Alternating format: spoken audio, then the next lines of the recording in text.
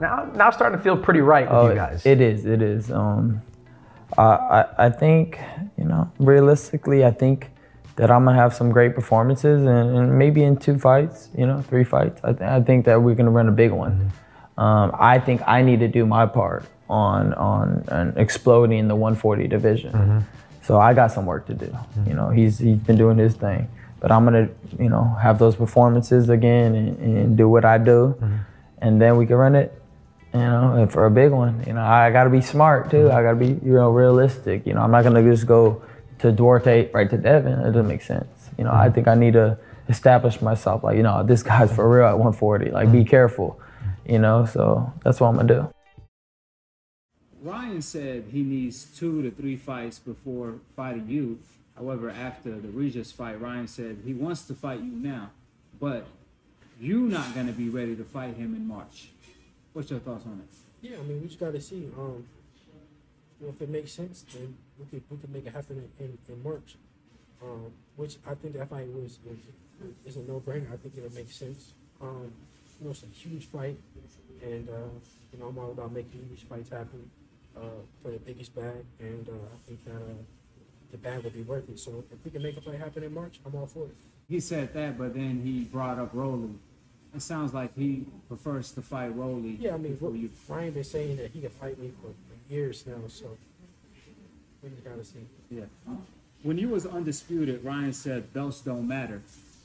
But now Ryan has a new goal of becoming a champion. That's the ultimate goal in boxing, is to become a world champion at the end of the day. You can make all this money, but if you've never been a world champion, then you don't go in the history books. So everybody want to go in the history books and be mentioned with the greats. No matter how much money we made, you want to be remembered forever. So after you showed new power at 140 pounds, Tank accused the snack program of cheating. Do you take that as a compliment? I think was he talking about power or was he talking about weight? Both. Yeah, well, fucking Mario Barrios was working with Snap. He didn't say nothing. So what's the difference now? I've been working with Snack for 10 plus fights. I've been, and he called me pillow fisted. He said I couldn't punch. He said I couldn't knock nobody out. So why all of a sudden does the Snack have to do with anything? If I'm pillow fisted, what do it matter about weight? Tank said to you on Twitter he's gonna offer you 10% to fight. What was your thoughts on that? Man, listen, give me the same deal you gave Ryan when we got a fight.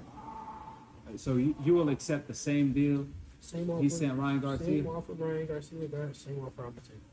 Who would you say is a bigger star, you or Ryan?